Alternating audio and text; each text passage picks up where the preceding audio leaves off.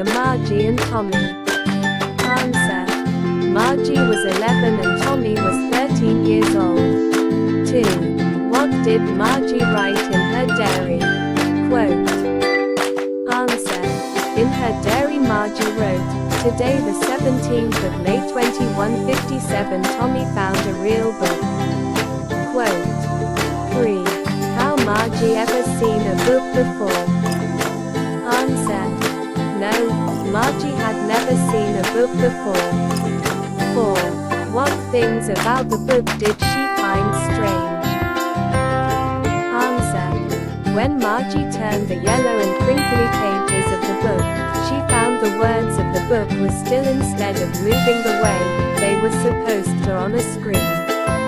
Again, when they turned back to the page before, it had the same words on it that it had had when they read it for the first time.